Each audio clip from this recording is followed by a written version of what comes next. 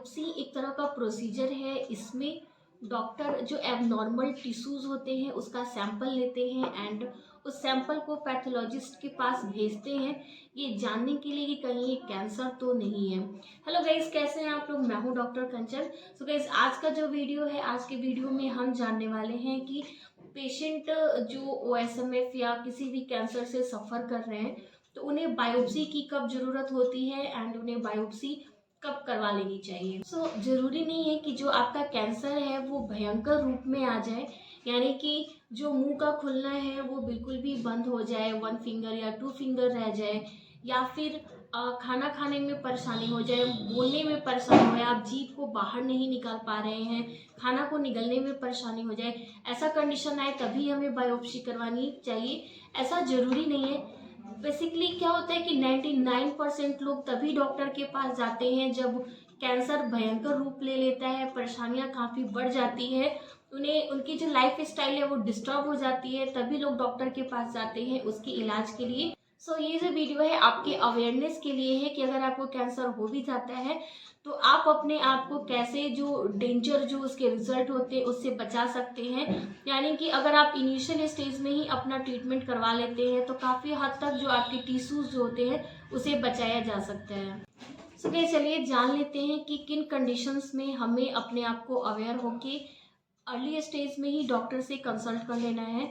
जो first condition है, बहुत सारे लोगों को चिक बाइटिंग की प्रॉब्लम होती है, यानी कि दांत से जो गाल है वो कट जाते हैं। सुनने में ये काफ़ी नॉर्मल है, बट कभी कभी चिक बाइटिंग से बार बार वहाँ पर अल्सर हो जाता है, या फिर और भी बहुत सारे रीजन होते हैं जिसकी वजह से यानी जो मुंह के छाले होते हैं।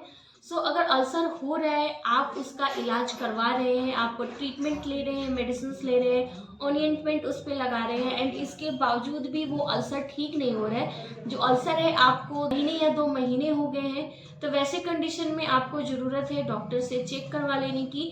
चांसेस हो सकते हैं कि ये जो नॉर्मल दिखने वाला अल्सर है ये कैंसरस भी हो सकता है। जब आप डॉक्टर के पास जाते हैं एंड डॉक्टर जब उसकी बायोप्सी करवाते हैं तो इसमें चांसेस होते हैं कि ये जो आपके नॉन हीलिंग अल्सर है, यानी कि जो ठीक नहीं हो रहा है, ये नॉन हीलिंग अल्सर कैंसरस भी हो सकते हैं, तो बायोप्सी से ये आपको क्लियर हो जाती है।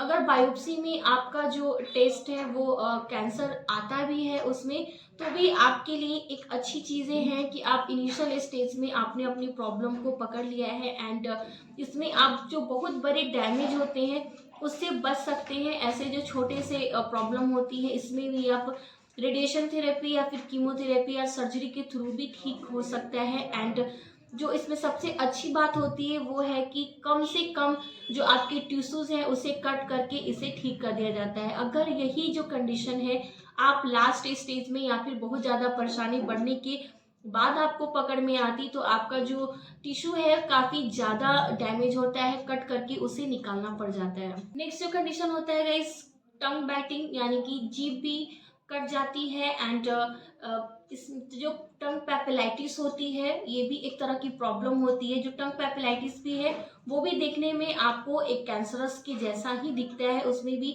वाइट स्पॉट या फिर लाल दाने जैसे या फिर काले धब्बे भी बहुत सारी चीज़ें दिख सकती हैं। गाइस, जो टंग पैपेलाइटिस होता है ये भी रिजेंबल्स होता है कैंसरस का, दिखने में लगता है वैसा। तो अगर ये भी नॉन हीलिंग है, जल्दी से ठीक नहीं हो रहा है और बहुत लंबे टाइम से आप इसका इलाज करवा रहे हैं और ठीक नहीं हो रहा है, जो सिचुएशन है दिन पर दिन आगे बढ़ते ही जा रहा है, बिगड़ते ही जा रहा है, तो फिर आपको डिले नहीं करना चाहिए, तुरंत अपने डॉक्टर के पास जाना चाहिए एंड बायोप्सी जरूर करवानी चाहिए। इससे कंफर्म हो जाता है कि ये कैंसर है या नहीं। अगर है तो फिर आप जो जितने कम डैमेज होते हैं उसमें आपका जो इलाज है वो हो जाता है। अगर यही कंडीशन सीरियस हो जाती है तो फिर जो आपका अगर जीभ है तो उसकी बहुत बड़ा हिस्सा काट कर निकालना पड़ जाता है। इससे आपके जो नॉर्मल लाइफ स्टाइल है वो काफ़ी अफेक्टेड होते हैं। अगर आप इनिशियल स्टेज में कैच करते हैं तो इस चीज़ से आप बच जाते हैं। इसकी माउथ में बहुत तरह की प्रॉब्लम्स होती हैं जो अपना ओरल हाइजीन मेंटेन नहीं करते हैं, या फिर जिन्हें ओएसएमएफ यानी कि ओरल सबम्यूकस फाइब्रोसिस, ल्यूकोप्लेकिया या फिर एरिथ्रोप्लेकिया जैसी प्रॉब्लम्स हैं, तो जाहिर सी बात है कि वो अपने मुंह का रख रखाव अच्छे से नहीं रख पाते हैं, क्योंकि माउथ ओपनिंग कम हो जाती है एंड बहुत सारी प्रॉब्लम्स, परेशानियां उन्हें होती हैं। तो इसमें bacterial infection, viral infection, fungal infection, हर तरह के इन्फेक्शन, बहुत अलग अलग तरीके के प्रॉब्लम्स होने लगते हैं। काले धब्बे बन सकते हैं, हेयरी जो होते हैं, जो जीभ पे बाल जैसे आ जाते हैं, रेड पैचेज आपको दिख सकते हैं, वाइट पैचेज दिख सकते हैं। तो इन सारी जो प्रॉब्लम्स जो होती हैं, तो सारे कंडीशन हो गए जिसमें आप बायोप्सी करवा सकते हैं। सो गाइस, अब हम जान लेते हैं कि अगर आपको ओरल सबम्यूकोस फाइब्रोसिस है तो कब आपको बायोप्सी जरूरी हो जाती है। जो आपका फाइब्रस बैंड, हम जैसे कि इसके पहले भी मेरे जो वीडियो है उसमें मैंने डिटेल में बताया है कि ओरल सबम्यूकोस फाइब्रोसिस क्या होता है एंड उसके क्या कारण है, क्या इलाज है। अगर आप जानना चाहते हैं तो लिंक आपको डिस्क्रिप्शन बॉक्स में मिल जाएगा, वहां से जाकर आप डिटेल में जान सकते हैं। तो इसमें फाइब्रस बैंड बनती है, जो चिक्स पे फाइब्रस बैंड बनती है। ऐसे कंडीशन में भी हम बायोप्सी करके देखते हैं कि ये कैंसर्स में तो कन्वर्ट नहीं हो गए, क्योंकि ये सारे जो कंडीशन होते हैं ये प्री कैंसरस कंडीशन होते हैं, तो चांसेस होते हैं कि ये कैंसर सेल में भी डेवलप कर जाए। तो गाइस, आई होप कि आपको समझ में आया होगा कि बायोप्सी कितनी इंपॉर्टेंट होती है, या फिर किसी भी कैंसरस या प्री कैंसरस जो कंडीशन होते हैं उसमें बायोप्सी करवा लेने से क्या फायदे आपको हो सकते हैं एंड ये कितना जरूरी है। सो गाइस, मैं आप सबसे यही रिक्वेस्ट करूंगी कि अगर आपको भी इस तरह की प्रॉब्लम्स हो तो आपको डिले नहीं करना है, समय रहते ही अपने डॉक्टर के पास जाना है एंड डॉक्टर